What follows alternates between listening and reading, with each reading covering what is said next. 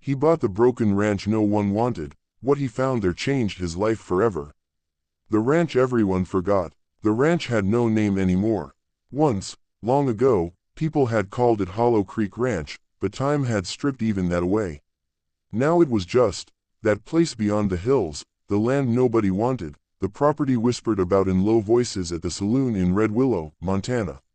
When Ethan Cole first stood at the edge of the property, the wind cut through his coat like a blade. The fence leaned tiredly, half buried in snow, and the old barn sagged as if it had given up trying to stand proud. "This is it," he muttered. The real estate agent had shrugged earlier. "No one's touched it in 10 years. Too much bad history." Ethan didn't ask what kind of history. He had his own. At 38, Ethan was tired of cities, tired of noise, tired of running from memories that followed him everywhere. After his wife Sarah and their unborn child were killed in a highway accident 3 years earlier, the world had lost its color. He wasn't looking for a dream. He was looking for a place to disappear. So he signed the papers without hesitation.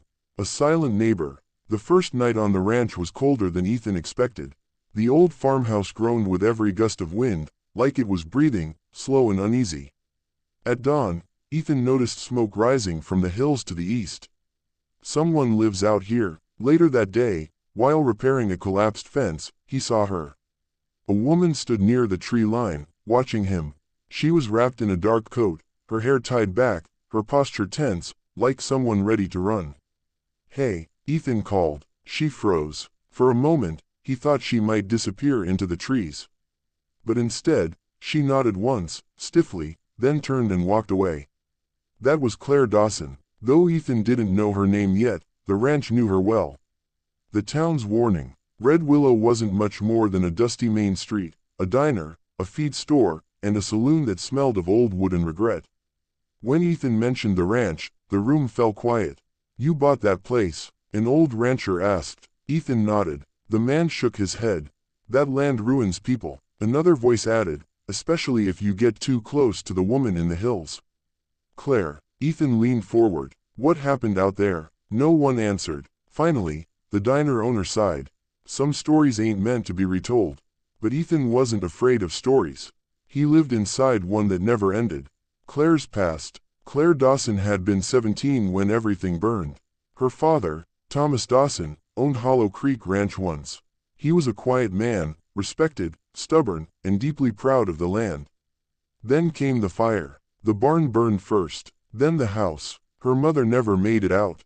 People said it was an accident. Others said Thomas had enemies. When Thomas died a year later, heart failure, they claimed, Claire stayed.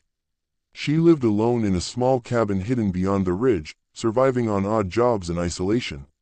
And she trusted no one, especially men who bought broken ranches.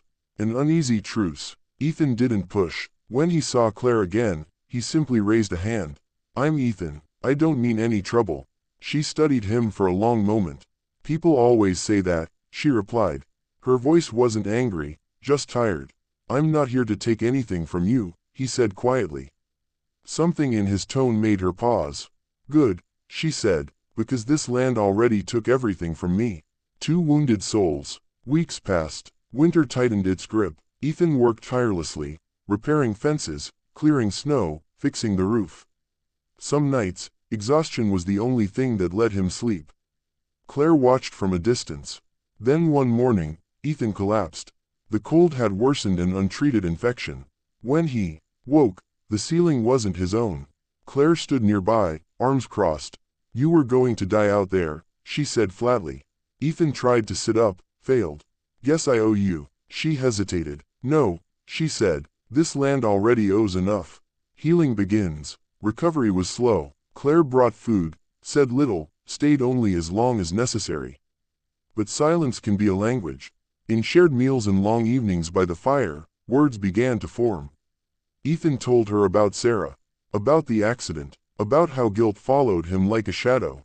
Claire listened. Then she spoke of the fire, of her mother's scream, of waking up every night smelling smoke. They didn't try to fix each other. They simply stayed. The secret beneath the barn. Spring revealed what winter hid.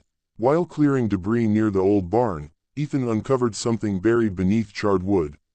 A metal lockbox. Inside were documents, land deeds, letters, and a name repeated again and again. Mark Holloway, a developer. The fire hadn't been an accident. Claire's hands shook as she read. They tried to force my father to sell, she whispered. The truth had been buried with the ashes. Until now, standing together, Holloway was still alive, still powerful. When Ethan suggested taking the evidence to the authorities, Claire hesitated. I fought this alone once, she said. I lost everything. Ethan met her gaze. You're not alone anymore. For the first time in years, Claire believed it. The fire that didn't win.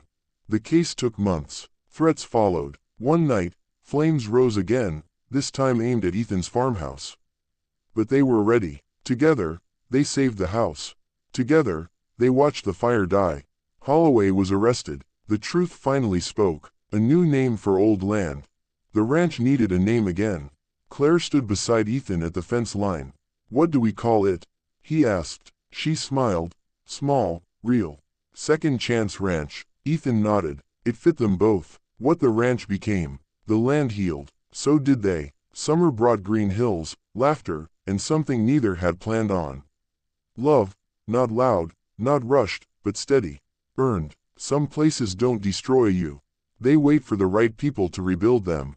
And sometimes, the ranch everyone forgot becomes the home you were always meant to find.